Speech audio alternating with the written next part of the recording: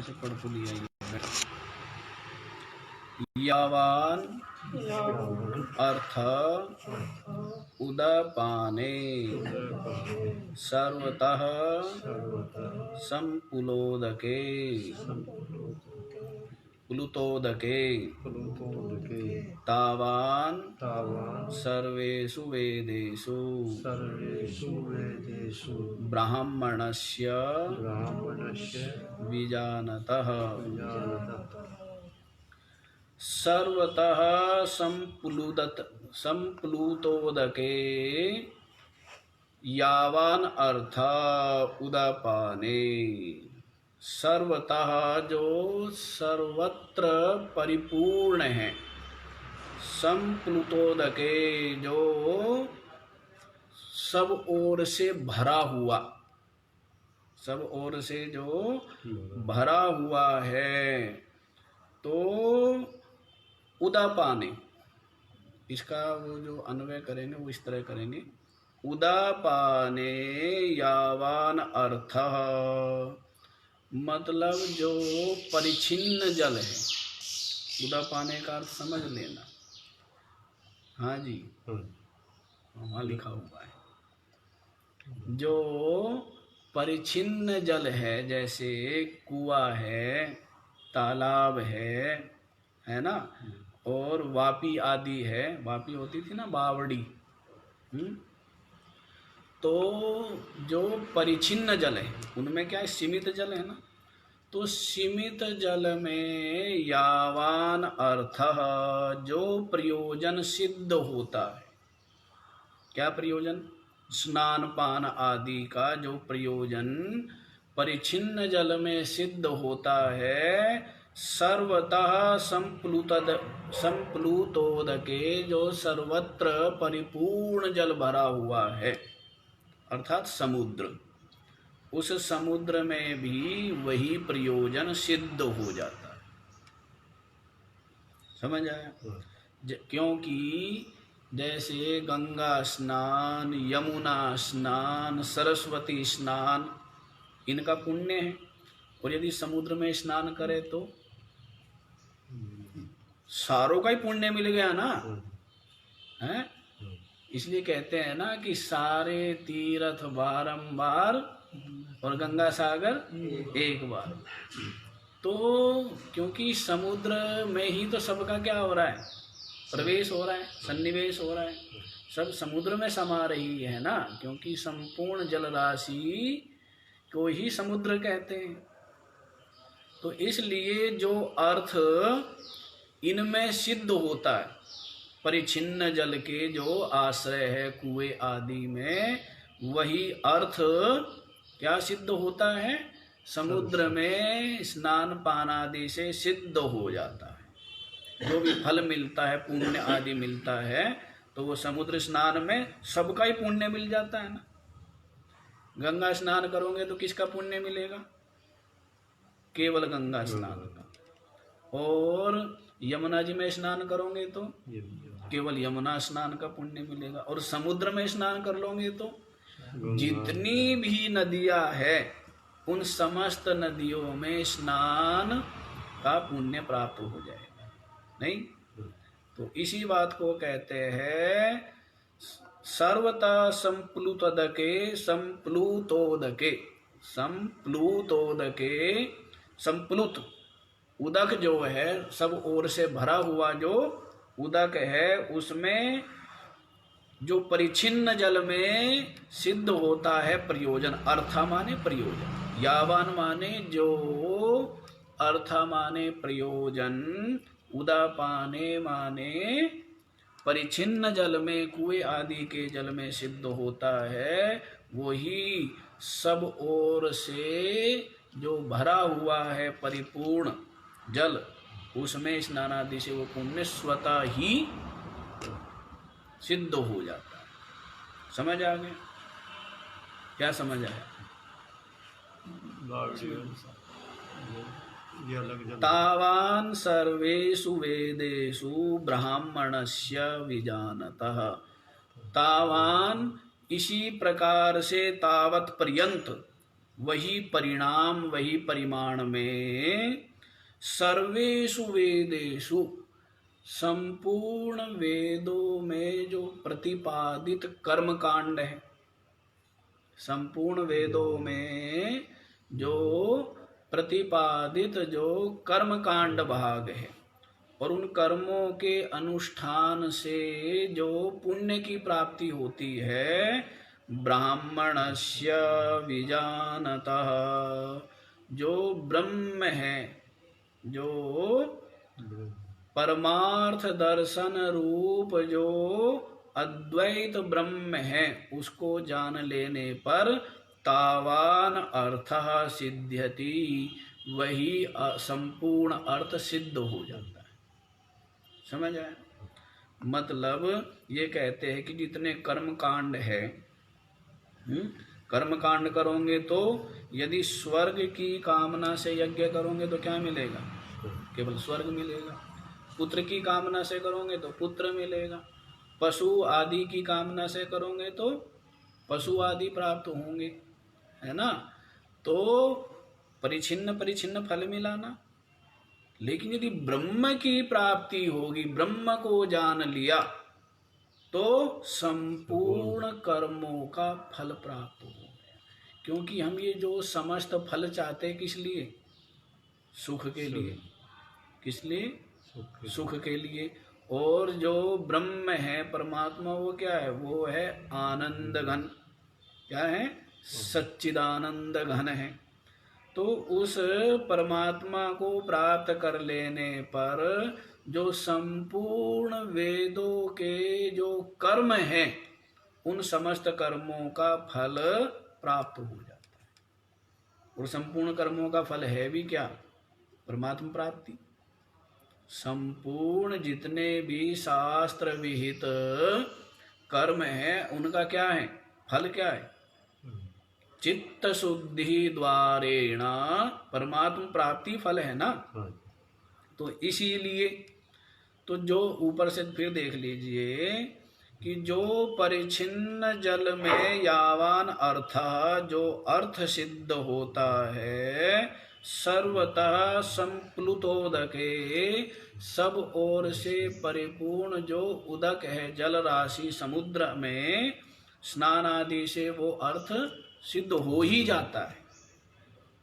इसी प्रकार संपूर्ण वेदों में जो फल बतलाए गए हैं, वो एक ब्रह्म को तत्व से जान लेने पर तावान अर्थ, तावान संपूर्ण अर्थ, उन सब के जो अर्थ है, प्रयोजन है, फल है, वो सबके सब प्राप्त हो जाते हैं, है ना।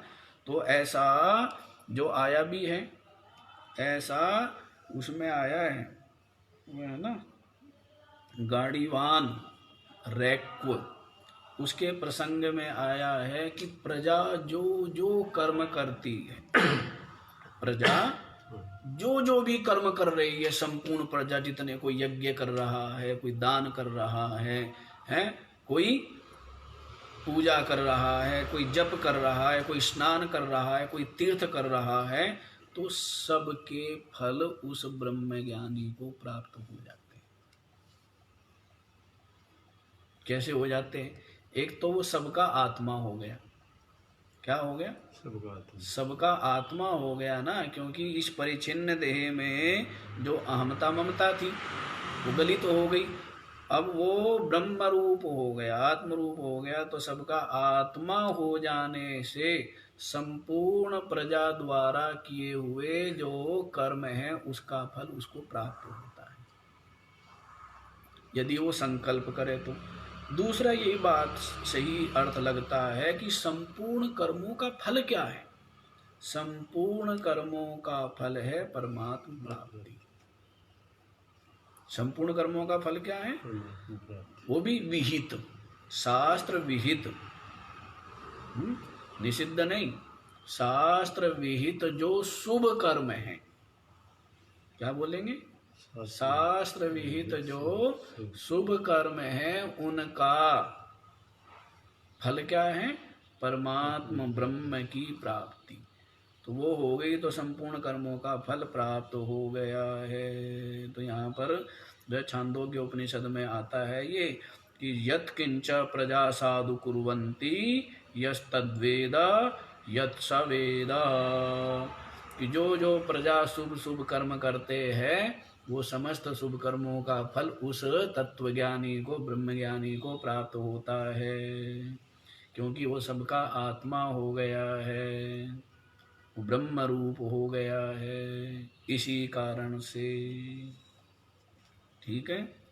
और आगे भी बताएंगे सर्वं कर्माखिलम पार्थ ज्ञाने परिसमाप्यते, कि संपूर्ण कर्म, अखिल कर्मों का जो कर्म फल है वो ज्ञान में ही तो परिसमाप्त होता है। ज्ञान की प्राप्ति, ज्ञान प्राप्ति की योग्यता का संपादन होगा तो फिर ज्ञान प्राप्त होगा, तो ही ब्रह्म की, परमात्मा की प्राप्ति होगी। समझ आ गया ये बात? तो ये बात इसलिए कह रहे हैं कि अर्जुन को क्या कहा है कि तू निस्त्रैगुण्यः भवः, मतलब निष्काम हो जा। क्या बोला है कि जो अज्ञानी अविवेकी लोग हैं उनकी बुद्धि कैसी होती है? अनिश्चयात्मिका, अर्थात विविध कर्म फल आकांक्षी, विविध प्रकार के कर्म फलों की आशा, आकांक्षा वाली होती है। लेकिन जो विवेकी है उसकी बुद्धि कैसी? निश्चयात्मिक। उसकी बुद्धि क्या है? निश्चयात्मिका बुद्धि है। तो निश्चयात्मिका बुद्धि क्या बतलाई थी? जिसको कहा था योग बुद्धि। दो बुद्धि बताई है ना, सांख्य बुद्धि और योग बुद्धि। ये थोड़ा लिख लेना बाद में, क्योंकि फिर ये स्मरण नहीं आता। आगे आगे फिर क्या है, नाम बदल जाएंगे इनके। सांख्य योग और कर्म योग बोलने लगेंगे तो फिर ये जो है भ्रांति हो जाती है। तो सांख्य बुद्धि और योग बुद्धि। सांख्य बुद्धि से लेना था ज्ञान, और योग बुद्धि से क्या लिया था हमने? कर्म और उपासना, कर्म और ध्यान लिया था ना, तो योग बुद्धि। तो ये जो परमात्म प्राप्ति की इच्छा लेकर जिसका निश्चय है, तो उसकी बुद्धि क्या? निश्चयात्मिका बुद्धि। और जो विविध कर्म फलों में की आशा में, तृष्णा में लगी हुई बुद्धि है, वो क्या है? वो है अव्यवसायी बुद्धि, अनिश्चयी बुद्धि, अविवेकियों की। उनका पीछे बता ही दिया है। भोग और ऐश्वर्य में आसक्त चित्त वाले हैं, उनका जो विवेक है उसका हरण हो चुका है। और ऐसी बुद्धि जो है व्यवसायात्मिका बुद्धि, ऐसे लोगों के अंतःकरण में नहीं हो सकती है ना। इसलिए अर्जुन को आदेश दिया है। क्या आदेश दिया है? निस्त्रैगुण्यः भवः। क्या हो जा तू? निष्काम हो जा। क्या हो जा? कामनाओं का परित्याग कर दे। तो कहेगा जी कामनाओं का परित्याग मैं कर दूंगा तो उससे क्या लाभ है? उसका लाभ क्या है? तो लाभ बता दिया ना कि भाई जो परिच्छिन्न कर्म फल की आशा लेकर के कर्म करेगा तो क्या मिलेगा? परिच्छिन्न फल मिलेगा, सीमित फल मिलेगा। और यदि जो संपूर्ण फलों का जो आश्रय है ब्रह्म परमात्मा, यदि उसको प्राप्त कर लेगा तो संपूर्ण कर्मों का फल तो अपने आप ही मिल गया। क्योंकि संपूर्ण कर्मों का फल क्या है? परमात्मा प्राप्ति। इस वाले में जो अर्थ किया है ना गीता प्रेस वाली में, ये अर्थ उचित नहीं जान पड़ता है, क्योंकि ये भाष्य के अनुसार बताया है। तो थोड़ा भेद है नहीं है, बस इसीलिए उसमें पढ़ते रहा करो, वहीं दृष्टि गड़ा के रखे। अरे आगे पहले पढ़ लेना चाहिए या बाद में पढ़ लिया करो। हाँ समझ आ गया। आगे बताऊं? ये बात क्यों बतानी पड़ी? इसलिए बतानी पड़ी है क्योंकि जो कर्म फल कह रहे कि कर्म फल की इच्छा मत कर, तो उससे लाभ क्या होगा? तो उससे लाभ यही है कि ये तो सीमित फल मिलेगा। कर्मों से तो क्या फल मिलेगा? सीमित फल है। और परमात्मा की प्राप्ति से क्या हो गई? वो असीमित हो गया, असीमित फल रूप हो गया। ठीक। आगे बताऊं? कर्मण्येवाधिकारस्ते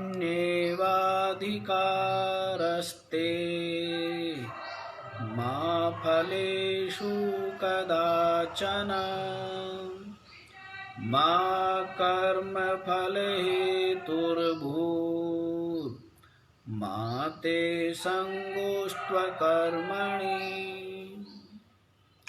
कर्मणि एव अधिकारः ते मा फलेषु कदाचन मा कर्मफलहेतुः हेतुर्भुः मा ते संगः अस्तु अकर्मणि। कर्मणि एव ते अधिकारः। क्या कहते हैं? कर्म में ही तेरा अधिकार है। क्योंकि अर्जुन ये सोच सकता है कि जब कर्म फल की इच्छा नहीं रखनी है, कर्म फल की इच्छा से रहित होकर कर्म करना है, फिर कर्म ही क्यों करें? है ना? तो कर्म का परित्याग ही श्रेष्ठ है। फिर तो जब कर्म फल की इच्छा ही नहीं करनी है तो कहते हैं नहीं, ऐसे नहीं हो सकता भाई। कर्मणि एव ते अधिकारः, कर्म करने में तेरा कर्म में ही, क्या बोल दिया? कर्मणि एव, कर्म में ही तेरा अधिकार है। कर्म न करना और कर्म करना कौन सा अच्छा लगता है? हैं? सचमुच हैं? कर्म करना या न करना कौन सा अच्छा लगता है? तो यहाँ पर ये कहते हैं कि देखो, कहते जी कर्म करना अच्छा लगता है, ठीक बात है, पर फल की इच्छा से युक्त होकर कर्म करना अच्छा लगता है ना, या फल की इच्छा से रहित होकर कर्म करना? तो फल की इच्छा से रहित जब कह रहे हैं तो कि कर्म करो, तो फिर इससे अच्छा तो यह है कि कर्म करो ही ना। तो कर्मों को छोड़ने में तो बड़ा आनंद आता है। और आज के लोग तो बड़े विचित्र होंगे, नहीं? पहले लोग कर्म करते थे फल के लिए, अब लोग फल चाहते और कर्म करना ऐसे आता ना कि कर्मणा फलमिच्छन्ति कर्मम ना इच्छति मानवः, ऐसे करके आता है कि कर्म का फल तो सब चाहते हैं और कर्म कोई करना नहीं चाहता। ऐसे करके आता है कि कर्म का फल चाहते हैं और कर्म नहीं करना चाहते। तो वो स्थिति है ना आजकल। एक स्थिति तो ये है कि कर्म करते हैं फल की इच्छा से, और दूसरी स्थिति क्या है? कर्म करते ही नहीं पर फल चाहिए। तो दोनों का ही यहाँ पर निषेध किया गया है। यहाँ पर कहते हैं कर्म करो फल की इच्छा से रहित होकर। तो कह जी फल की इच्छा से रहित होकर का तो कोई लाभ ही नहीं होगा ना, तो फिर कर्म ना करे। कहे नहीं, कर्मणि एव ते अधिकारः, कर्म में ही तेरा अधिकार है। मा फलेषु कदाचन, और कर्म में तेरा कभी भी तेरा कर्म फल में अधिकार नहीं है। फल में तेरा अधिकार नहीं है। कस्यांचिद अपि अवस्थायाम, किसी भी अवस्था में फल में तेरा अधिकार नहीं है, कर्म में तेरा अधिकार। तो कर्म कर, फल की इच्छा मत कर, ये कह रहे हैं। क्यों जी? फल की इच्छा करूंगा तो क्या होगा? यदि फल की इच्छा से युक्त होकर कर्म करूंगा तो क्या हो जाएगा? तो उसका सुनो आगे, माँ कर्म फल हेतु भू, कर्म फल का हेतु मत बन। क्या कह रहे हैं? कर्म फल का हेतु मत बन, क्योंकि कर्मों का जो फल है, क्या है कर्मों का फल? पाप या पुण्य। क्या होगा? कर्मों का फल क्या होगा? पाप या पुण्य। और उस पाप और पुण्य से क्या होता है? जन्म होता है। क्या होता है? जन्म होता है ना। तो इसी बात को इसलिए कहते हैं कि कर्म फल का हेतु मत बन। मतलब कर्म फल की इच्छा करेगा, फल की तृष्णा से युक्त होकर के कर्म करेगा तो तू कर्म फल का हेतु बन जाएगा। फल की इच्छा से युक्त होकर कर्म करेगा तो क्या हो जाएगा? उस कर्म के द्वारा पाप या पुण्य मिलेगा। पुण्य ही मिल गया मान लीजिए, तो उससे क्या हो गया? तू कर्म फल का हेतु बन गया। फल की इच्छा ही क्या है? कर्म फल में हेतु बन जाना है। तो कर्म फल का में हेतु क्या बन गया? जन्म। क्योंकि कर्म फल किसके हेतु है? जन्म के हेतु है ना। तो कर्म फल का हेतु बन गया ना तू, तो तेरा जन्म होगा। तो फिर बारंबार जन्म होता रहेगा, और जन्म से तो सारा ही पीछे बता ही दी है सारी राम कहानी। यदि तेरे को जन्म से मृत्यु से मुक्त होना है तो फिर तो भाई इस प्रकार तेरे को कर्म करने चाहिए, फल की तृष्णा से रहित होगा। माते संगः अस्तु अकर्मणि, और अकर्मणि माते संगः अस्तु, और तू जो है ना अकर्म में भी आसक्ति मत कर। मतलब जब ये कहेगा कर्म फल का हेतु ना बनूं, इसके लिए क्या करना पड़ेगा? फल की इच्छा का त्याग। तो फल की इच्छा का त्याग करूं, कर्म का ही त्याग कर दूं ना। तो कह दिया नहीं, माँ अकर्मणि संगः अस्तु, अकर्म में आसक्ति वाला मत बन तू, मत हो। समझ आया बात? नहीं आया? कर्म में ही तेरा अधिकार है। किसमें अधिकार है? यदि तू अपना श्रेय चाहता है, कल्याण चाहता है, तो कर्म कर। कर्म में ही तेरा अधिकार है। और किसको उपदेश कर रहे हैं? अर्जुन को उपदेश कर रहे हैं। और जो निर्वासनिक हो गया है उसको फिर ये उपदेश नहीं करते। जिसकी चित्त की समस्त वासनाएं गलित हो गई है तो उसको फिर ये उपदेश नहीं करेंगे। उसको तो कहेंगे कि ब्रह्म चिंतन कर। क्या कहेंगे? लेकिन वासना गलित हो गई है। समझ आ रही है बात? तो काम, क्रोध, लोभ, मोह, अहंकार आदि ये सब गलित हो गए हैं, तो फिर कर्म करने की वो नहीं है। फिर तो क्या है? ज्ञान निष्ठा, ब्रह्म निष्ठा का ही प्रयत्न कर। लेकिन सामने खड़ा कौन है? गृहस्थ। कौन खड़ा है? गृहस्थ खड़ा है। अभी ज्ञान प्राप्ति की पात्रता नहीं है। ज्ञान प्राप्ति की पात्रता अभी उसमें नहीं आई है।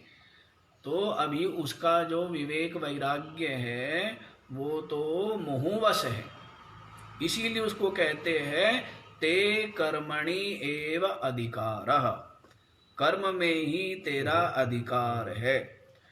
कदाचन अपि मा फलेषु, कभी भी तेरा फल में अधिकार नहीं है। दूसरा, यदि तू फल में अधिकार मानेगा, फल की इच्छा से युक्त कर्म करेगा तो तू कर्म फल का हेतु बन जाएगा। मतलब कर्म फल का जो कर्म फल है उससे क्या जन्य है? कर्म फल जन्य है जन्म। तो उस जन्म का हेतु बन जाएगा ना। तो उस जन्म का हेतु बन जाएगा यदि फल की तृष्णा से करेगा तो। समझने की बातें हैं ये बड़ी देखने में बहुत साधारण दिखते हैं, लेकिन ये सब बहुत सूक्ष्म बातें समझने के लिए। हाँ, समझ में नहीं आती है, फिर यदि कहीं बताना पड़े तो फिर बता नहीं पाऊंगे ठीक ठीक, ऊपर ऊपर से यूँ कह करके जितना उसमें लिखा हुआ है कह करके आगे बढ़ जाऊंगे। तो कर्म फल का हेतु मत बन, मतलब जो कर्म फल जन्य है जन्म, तो उस जन्म का तू हेतु बन जाएगा यदि फल की तृष्णा से युक्त कर्म करेगा।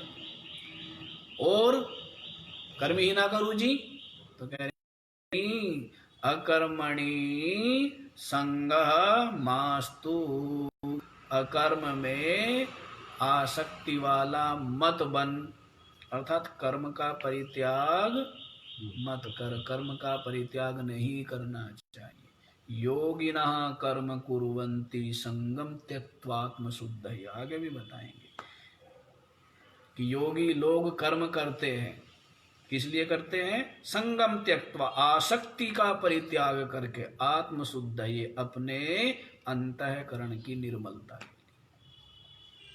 और आगे आया भी यज्ञ दान तपः कर्म न त्याज्यम कार्यमेव तत्, यज्ञदान तपश्चैव पावनानि मनीषिणाम। कितनी बड़ी बड़ी बात। यज्ञ दान तपः कर्म न त्याज्यम, त्यागने नहीं चाहिए। यज्ञ दान तप आदि कर्मों का परित्याग नहीं करना चाहिए। कार्यमेव तत्, करने ही चाहिए।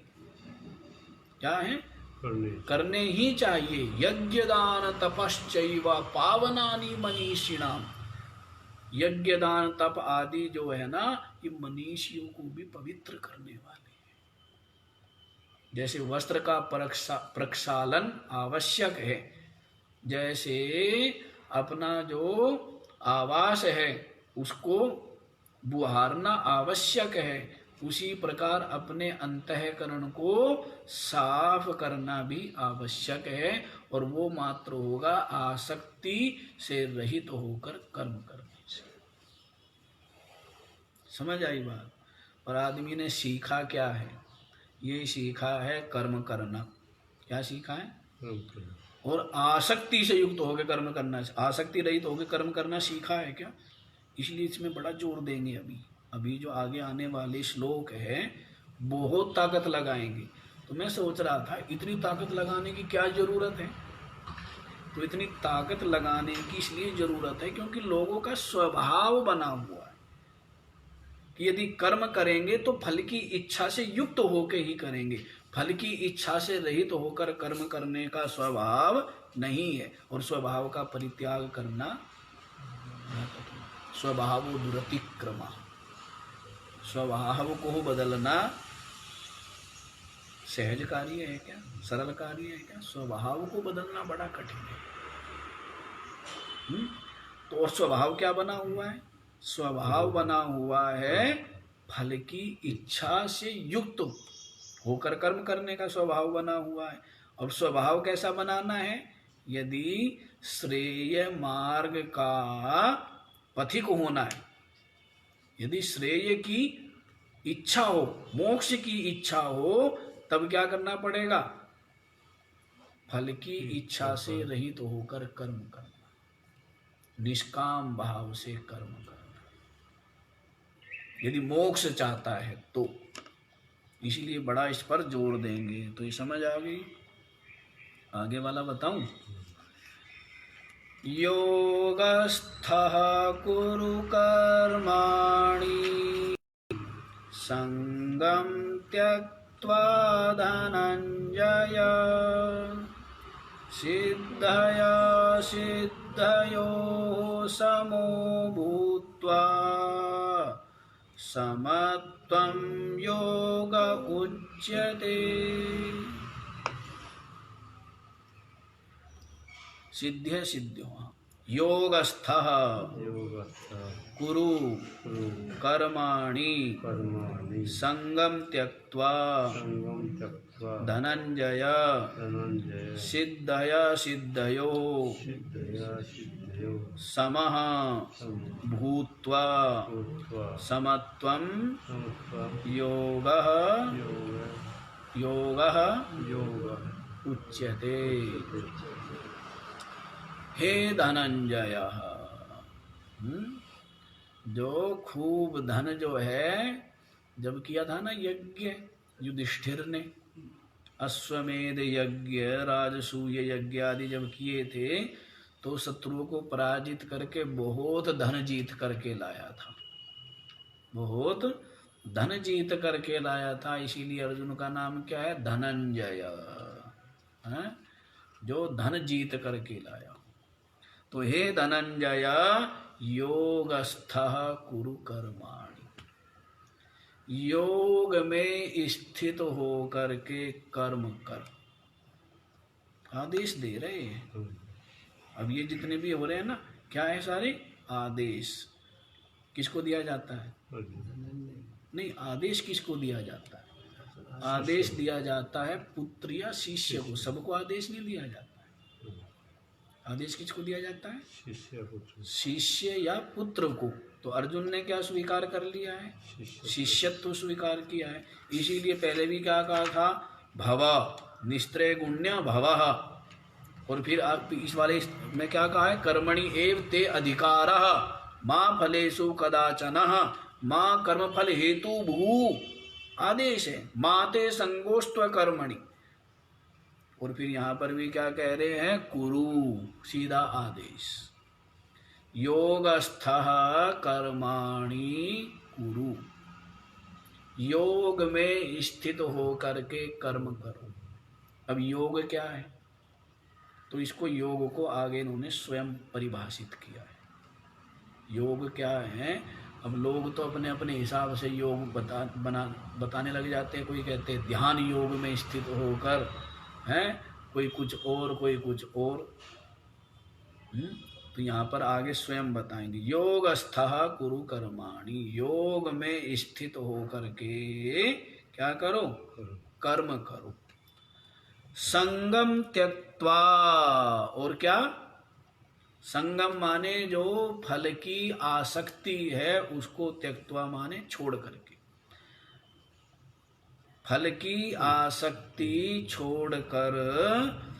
और योगस्थः कर्माणि कुरु, हे धनंजय, हे धनंजय, कर्माणि योगस्थः संगम त्यक्त्वा कुरु, कर्मों को आसक्ति का त्याग करके योगस्थ, योग में स्थित होकर कर्म करो। क्या करो? योग में स्थित होकर कर्म कुरु, करो।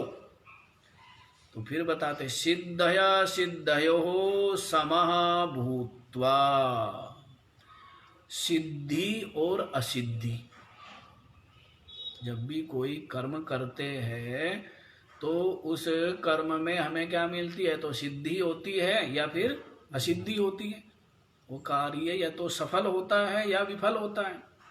तो कहते हैं सिद्धया सिद्धयो समः भूत्वा, सिद्धि असिद्धि में समः भूत्वा, सम रह करके। क्या? सिद्धि असिद्धि में सम रह करके क्या करो? आसक्ति का परित्याग करके योग में स्थित होकर कर्म करो। तो योग क्या है जी? समत्वम योग उच्यते। क्या है? समता में स्थित रहना ही योग है। कितनी समझने की बात है। समता में स्थित रहना ही क्या है? योग है। समता क्या है जी? तो उसको भी पीछे समता का भी परिभाषा दे दी है पीछे। सिद्धया सिद्धया समः भूत्वा, सिद्धि असिद्धि में सम बने रहना, यही समता है और ये समता ही योग है। समझ आया? सिद्धि असिद्धि में, कार्य की सफलता या विफलता में सम बने रहना, यही क्या है? यही समता है और ये समता ही योग है। तो इस समता रूपी योग में स्थित होकर के फलाशक्ति का परित्याग करके कर्माणि कुरु, कर्म करो हे धनंजय। कितनी सुंदर बात है। ये जो पूरा का पूरा साधक के लिए साधना क्रम है। साधक के लिए क्या है? ये साधना क्रम है। निरंतर अपने चित्त को किस प्रकार से विशुद्ध बनाना है और किस प्रकार से जब चित्त विशुद्ध होते होते अंतर्मुख हो जाए और भजन में, चिंतन में, सत्संग में, मनन में रुचि हो जाए, उसमें स्वाद आने लगे, तो ये सब किसके द्वारा संपादित होती है योग्यता? ये कर्म के द्वारा, योग में स्थित। तो समता रूपी योग में स्थित हो करके, यही क्या है? ये समता रूपी जो योग है, इसी को क्या कहा है? बुद्धि योग। दो प्रकार के योग बताए हैं ना, कौन कौन से? समता योग, सांख्य योग और बुद्धि योग। क्या बताए थे? बुद्धि योग, सांख्य बुद्धि और योग बुद्धि बताई थी ना। सांख्य बुद्धि और योग बुद्धि। सांख्य बुद्धि माने ज्ञान योग और योग बुद्धि माने कर्म योग और ध्यान योग। कर्म योग और ध्यान योग दोनों को ग्रहण कर लेना। तीन बताए थे ना, तीन दोष। मल, विक्षेप, आवरण। तो मल की निवृत्ति के लिए कर्म योग, विक्षेप की निवृत्ति के लिए समाधि योग, जिसको ध्यान योग भी कहेंगे, उपासना भी कह सकते हैं, भक्ति भी कह सकते हैं, सगुण भक्ति। और आवरण की निवृत्ति के लिए क्या है? वो ज्ञान योग, सांख्य योग, सांख्य बुद्धि जिसको कहा था। तो इसी बात को यहाँ पर जो ये योग बुद्धि कहा था ना, बुद्धि योग, क्या कहा था? बुद्धि योग। बुद्धि योग ही समता योग है। बुद्धि योग ही समता योग है और यही कर्म योग है। तो अब ये तीन नाम हो गए एक तरह से। एक के ही क्या नाम हो गए? बुद्धि योग और समता योग और कर्म योग। समझ आ रही है? तो इसका मतलब यही है कि कर्म योग या समता योग या बुद्धि योग, योग बुद्धि। तो देखो दोबारा देख लीजिए। योगस्था कुरु कर्माणि संगम त्यक्त्वा, हे धनंजय, संग आसक्ति का, फल आसक्ति का परित्याग करके योग में स्थित होकर कर्म कर। सिद्धि असिद्धि समः भूत्वा, सिद्धि और असिद्धि में सम रह करके, सम हो करके, समत्वम, क्योंकि समत्वम योग उच्यते। समता को ही योग कहते, सम रहने को। तो समझ आया? जो भी फल मिले, सिद्धि हो कार्य में या असिद्धि हो, सफल हो या विफल हो, लाभ हो या हानि हो, मान हो या अपमान हो, जय हो या पराजय हो, उनमें जो सम रहना है, उनमें सम रह करके, तो इस समता योग में स्थित हो करके कर्म कर, फल की इच्छा का परित्याग कर। समझ आ गई? आगे बताएं। तो ये सब खाली बताने के लिए नहीं है, ये सब विचारने के लिए और आचरण के लिए। इसलिए है विचार के, आचरण के लिए, ठीक ठीक इनको समझ करके आगे फिर इसको समझा रही है कि क्यों समझा, क्यों। फिर देखो इसी समता योग को फिर बता रहे हैं इसकी महिमा। दूरेण ह्यवरं कर्म बुद्धियोगात् धनञ्जय बुद्धौ शरणमन्विच्छ कृपणः फलहेतवः। दूरेण दूरेण हि अवरं हे अवरं कर्म कर्म बुद्धियोगात् बुद्धियोगा धनञ्जय धनञ्जय बुद्धौ बुद्धौ शरणं शरणम् अन्विच्छ अन्विच्छ कृपणः कृपणा फलहेतवः। फलहेत्वा। हे धनंजय, फिर एक तरह से स्मरण दिला रहे कि भाई धन के लिए करते हैं ना सब, हैं? और तेरी भी प्रवृत्ति अब तक जो कर्मों में रही है वो कैसे रही है? कामना युक्त रही है ना, फल की इच्छा से। तूने इतने जो युद्ध लड़े तो किस लिए लड़े थे? विजय के लिए, कोई धन प्राप्ति के लिए, हैं? कोई अस्त्र शस्त्र प्राप्ति के लिए। स्वभाव बना हुआ है फल की इच्छा करने का। कर्म बाद में, कर्म फल की इच्छा पहले। तो कर्म फल की इच्छा, फल की इच्छा से ही तो कर्म करता है ना, वो स्वभाव बना हुआ है। और यहाँ पर क्या करना है? यदि श्रेयार्थी है, मोक्षार्थी है, तो फल की इच्छा का त्याग। यदि तू मोक्षार्थी है तो फल की इच्छा का त्याग करके कर्म करना है। जबकि स्वभाव बना हुआ है इच्छा फल की इच्छा से युक्त होकर कर्म करने का स्वभाव बना हुआ है। तो फिर समझाते हैं कि कर्म जो फल की इच्छा से युक्त होकर के कर्म है उसकी फिर निंदा करते हैं। दूरेण ही अवरम, ही माने यस्मात्, जिसलिए, अवरम कर्म बुद्धि योगात, बुद्धि योगात, बुद्धि योग से। बुद्धि योग क्या? यही समता बुद्धि। बुद्धि योग क्या? समता। जिसको योग बुद्धि भी कह रहे हैं हम, बुद्धि योग भी कह रहे हैं हम। चार नाम हो गए एक तरह से। क्या क्या? बुद्धि योग भी कह रहे हैं, योग बुद्धि भी कह रहे हैं, और समता योग भी कह रहे हैं, और कर्म योग भी। ठीक है, तो इनको लिख लेना चाहिए, अन्यथा फिर जो है ना कई बार इसमें भ्रम हो जाता है। तो बुद्धि योगा, हे धनंजय, तेरा तो स्वभाव है भाई, क्या? धन का अर्जन करना। एक तरह से समस्त जो संसारी जीव है उनके ऊपर आक्षेप है, क्योंकि संसारियों की प्रवृत्ति किस लिए होती है?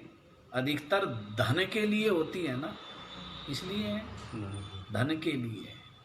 तो धन को ही प्राण मानते हैं लोग। धन क्या है?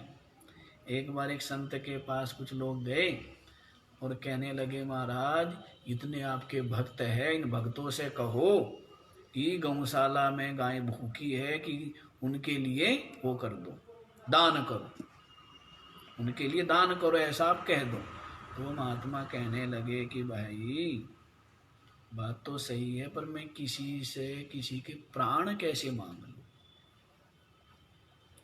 मैं किसी से उनके प्राण कैसे मांग लूं? तो वो सब जो जितने महात्मा लोग थे वो कहने लगे, महाराज हम तो केवल धन का गौ माता के लिए, दान के लिए कह रहे, प्राण के लिए थोड़ा कह रहे हम।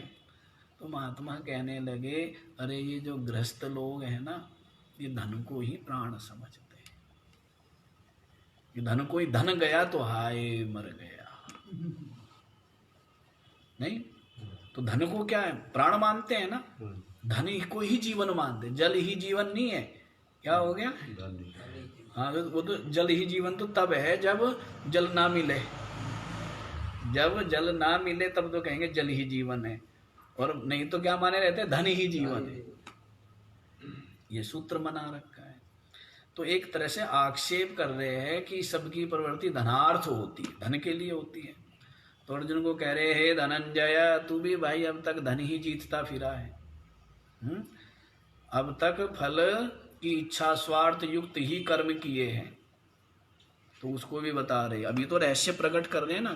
क्या अर्जुन कर्म करना नहीं जानता है?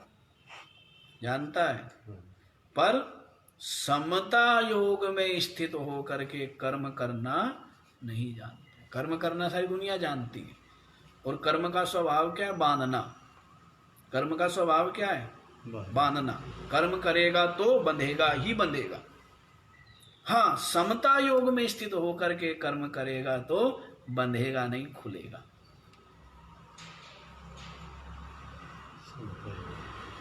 ये समता योग, कर्म योग, बुद्धि योग, योग बुद्धि, इसमें स्थित होकर के कर्म करेगा तो बंधेगा नहीं। जबकि कर्म का स्वभाव आगे बताएंगे।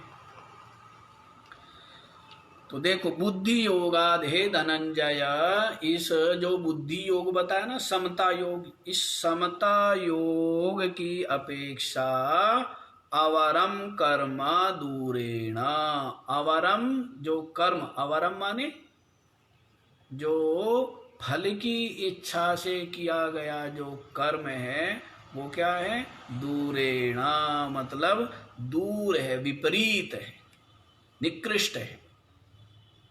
क्या है? जो बुद्धि योग माने समता बुद्धि योग, समता योग। समता योग क्या है?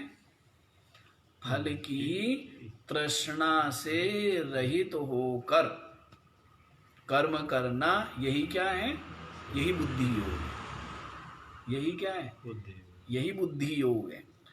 तो इस समता बुद्धि योग की अपेक्षा कर्म फल की इच्छा से युक्त जो कर्म है वो अवरम, अवरम माने निकृष्ट है, तुच्छ है,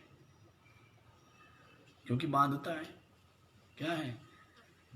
बांधता है ना। और उसका परिणाम क्या होता है? उस कर्म का परिणाम होता है इस जीव की विविध योनियों में गति।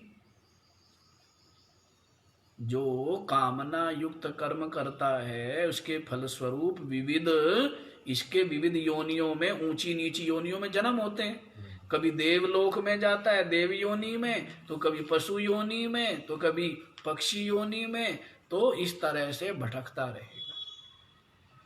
इसीलिए जो निष्काम कर्म योग है उसकी अपेक्षा ये जो सकाम कर्म करना है ये निकृष्ट है, तुच्छ है और बिल्कुल विरुद्ध है। दूरेण बिल्कुल क्या है? उसके विपरीत है। समझ आ गई बात? फिर आदेश कर रहे हैं, बुद्धौ शरणम अनविच्छा। इसीलिए तू क्या कर? बुद्धि योग की ही शरण की इच्छा कर, प्रार्थना कर। बुद्धि योग की ही शरण की क्या कर? तू इच्छा कर, प्रार्थना कर, उसको कामना कर बुद्धि योग की। अब यहाँ पर जो है ना, बहुत से लोग जो है बुद्धौ शरणम अनविच्छा, इसका अर्थ ये कर देंगे कि बुद्ध की, भगवान बुद्ध की शरण की इच्छा करो। बड़े बड़े कलाकार लोग हैं ना दुनिया में। बुद्धौ शरणम अनविच्छा, कि भगवान बुद्ध की शरण की इच्छा करो। तो ऐसा नहीं करना है यहाँ पर। बुद्धौ शरणम अनविच्छा का मतलब है क्या? कि बुद्धि योग की शरणम अनविच्छा, उसकी शरण की इच्छा करो, प्रार्थना करो, कामना करो, अर्थात उसका आश्रय लो। किसका? बुद्धि योग। कृपणः फल हेतवः, और जो फल की हेतु जो कर्म करते हैं ते कृपणः, वे तो अत्यंत कृपण है, दीन है। जो फल की इच्छा से युक्त होकर कर्म करते हैं वे क्या है? दीन है। अब सारी दुनिया जो है विचारवान साधकों को छोड़कर सबके सब किस लिए करते हैं कर्म? फल की एक इच्छा। नहीं, उनको क्या बोला है? कृपणाः। अरे वे तो बेचारे हैं, गरीब है, पता नहीं कहाँ कहाँ तक भटकेंगे, कहाँ कहाँ चक्कर काटेंगे, कहाँ कहाँ घूमेंगे। जो सकाम कर्म करता है तो वो पता नहीं कहाँ कहाँ भटकेगा, इसलिए तो दीन है। इसीलिए क्या है, वे उनका जो कर्म फल है उनको पता नहीं कहाँ कहाँ खींचेगा, कहाँ कहाँ लेकर के जाएगा। इसीलिए ते कृपणा, उनको लगता तो यह है कि हम स्वतंत्र हैं, लेकिन कर्म जो है वो बांध लेता है। कर्म ने क्या कर लिया? जकड़ लिया, और वो जो कर्म फल है वो उसको ले जाएगा। फल के अनुसार, उसके कर्म के अनुसार फल उसको ले करके जाएगा, भोगना पड़ेगा। अब जैसे दुनिया भोगना चाहती नहीं, भोगना पड़ता है। भोगते भोगते रोते हैं, भोगते हुए रोते हैं ना, तो बंधे हुए हैं ना। हाँ। तो कैसे? क्योंकि उन्होंने क्या किए? कर्म तो किए, फल की इच्छा से युक्त होकर किए, इसलिए बंधे हुए हैं। जितने भी जीव है यहाँ पर, जो भी जन्म मरण के, मृत्यु के इस पास में पड़े हुए हैं, सबके सब क्या है? कर्म फल भोग रहे हैं ना। हाँ। तो इन कर्मों का निबेड़ा इतना सहज नहीं है, तो उसका तरीका बता दिया। क्या तरीका बताया है? समता योग में स्थित होकर के कर्म कर। और समता योग है क्या? कि फल की इच्छा से रहित होकर, इसी को स्पष्ट कर दिया है कि सिद्धि असिद्धि में सम रहते हुए। क्या? सिद्धि असिद्धि में सम रहते हुए यही समता है, और इसी समता योग में स्थित होकर के कर्म कर। तो ये कर्म, ये पाप पुण्य तेरे को बांधेंगे नहीं, पाप पुण्य तेरे को बांधेंगे नहीं। कितनी बड़ी बात है! कर्म जो अपना स्वभाव है उसका परित्याग कर देगा। कर्म का स्वभाव है बांधना। कर्म का स्वभाव क्या है? बांधना। तो कर्म के स्वभाव का परित्याग हो जाएगा। कैसे? यदि समता योग में स्थित होकर के कर्म करेगा तो। समझ आ रही है बात? तो स्पष्ट बोल दिया है, कृपणः फल हेतवः। फल हेतु जो कर्म करते हैं ते कृपणः, वे तो अत्यंत कृपण है, वे तो अत्यंत दीन है। यो वा एतदक्षरं गार्ग्य विदित्वा अस्मान् लोकात् प्रैति स कृपणः। जो हे गार्गी इस अक्षर को जाने बिना इस लोक से चला जाता है, अर्थात मर जाता है, स कृपणः, वह कृपण है। भूल जाता है व्यक्ति सब कुछ, इसलिए लाभ नहीं उठाता, भूल जाता है क्या क्या स्थितियां हुई है, गर्भवास, फिर किस प्रकार से जन्म होता है, कितना कष्ट, फिर जन्म हो जाता है तो फिर क्या कोई कष्ट समाप्त हो जाते हैं क्या? निरंतर कष्ट ही कष्ट है। अज्ञानी के लिए तो जन्म कष्ट, मृत्यु कष्ट, मृत्यु के बाद भी कष्ट, जन्म के बाद भी कष्ट, कष्ट ही कष्ट और कष्ट ही कष्ट और कष्ट ही कष्ट। और इन कष्टों से मुक्ति पानी है तो अपने जीवन को सफल करना चाहिए। और जीवन की सफलता किसमें है? तत्व प्राप्ति में, परमात्मा प्राप्ति में, परमात्मा अनुभूति में। प्रत्येक मनुष्य मात्र को पूरी गंभीरता के साथ में, कैसे? पूरी गंभीरता के साथ में परमात्मा प्राप्ति का यत्न करना चाहिए। अन्यथा ये सुंदर अवसर जो मिल गया ना, अन्यथा ये चूक गए तो बहुत बुरी स्थिति है। कितने कितने कष्ट, कितनी कितनी विपत्ति, समस्या ही समस्या है। क्या है? दुख, क्लेश, अशांति, अभाव, प्रतिकूलताएं, कष्ट ही कष्ट है। तो इसीलिए कहते हैं कि भाई कर्म फल का हेतु मत बन, और फल की इच्छा से युक्त होकर के कर्म मत कर। जो फल की इच्छा से युक्त कर्म करने वाले हैं वो तो कृपण है, वो तो दीन है। समझ आ रही है? तो फल की इच्छा से रहित होकर समता योग में स्थित होकर कर्म कर, तेरा चित्त निर्मल होता चला जाएगा। और जैसे जैसे चित्त निर्मल होगा वैसे वैसे ज्ञान प्राप्ति का अधिकारी हो जाएगा।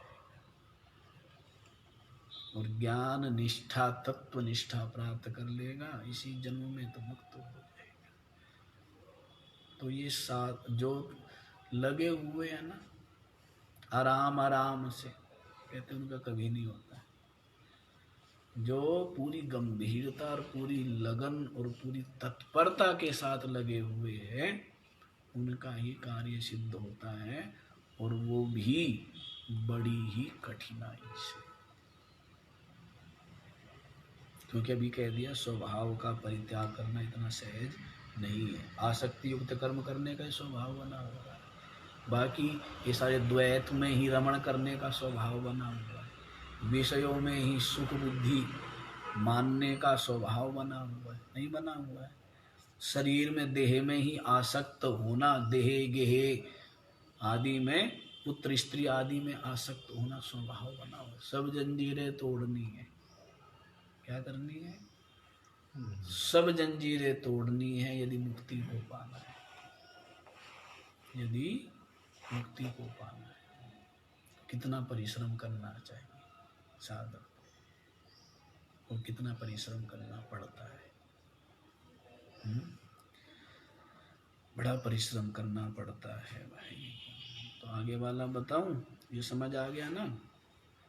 कि हे धनंजय, बुद्धि योग की अपेक्षा ये जो कामना युक्त कर्म है ये अवरम, निकृष्टम, निकृष्ट है, दूरेणा, और उससे क्या है? अत्यंत दूर भी है, विपरीत भी है। इसीलिए बुद्धौ शरणम अनविच्छा, इसलिए क्या करो? बुद्धि योग की शरण की प्रार्थना करो, कामना करो, जो समता योग बताया है। कृपणा फल हेतु, निंदा भी कर दिया आगे कि जो फल हेतु कर्म करते हैं वे कृपण है। तो इतना भी यदि सुधार कर पाए व्यक्ति, समता योग सहज है क्या? सिद्धि असिद्धि में सम रहना सहज है? फल की जो तृष्णा है इसका परित्याग कर देना। अभी आगे बताएंगे, समझाएंगे कि जैसे कर्म कर, तो कर्म भी ईश्वर की प्रसन्नता के लिए कर्म करो, कहते वो भी ठीक नहीं, वो भी बांधने वाला। इसलिए कर्म कर, बस कर्म कर ईश्वरार्पण। क्या? ईश्वरार्पण। मैं नहीं जानता कुछ भी, केवल जो भी ईश्वर शास्त्र विहित शुभ कर्म है, जो भी प्रारब्ध या ईश्वर प्रेरित कर्म है, उनको ईश्वर को ही अर्पण कर देता हूँ। तो उसमें ईश्वर की प्रसन्नता हो, ये भी आसक्ति होगी। और व्यक्ति तो समस्त कर्म करता ही, कहीं महाराज कितने दिन में परमात्मा प्राप्ति हो जाएगी, कितने दिन में अनुभूति हो जाएगी, कितने दिन में हो जाएगा। तो ये सब क्या? फल की आकांक्षा है। तो ऐसे लोगों के इस पथ के पथिक नहीं बन पाते। ऐसे जो अधीर है और जो पूरी श्रद्धा के साथ में लगे हुए हैं, पूरी श्रद्धा और पूरे आनंद के साथ में लगे हुए हैं, तो वो धीरे धीरे सहजता से पा लेते हैं। तो समय तो हो गया भाई, चलो इसको आगे वाले को कल ही बताएंगे। ओम पूर्णमदः पूर्णमिदं पूर्णात् पूर्णमुदच्यते पूर्णस्य पूर्णमादाय पूर्णमेवावशिष्यते। ओम शांति।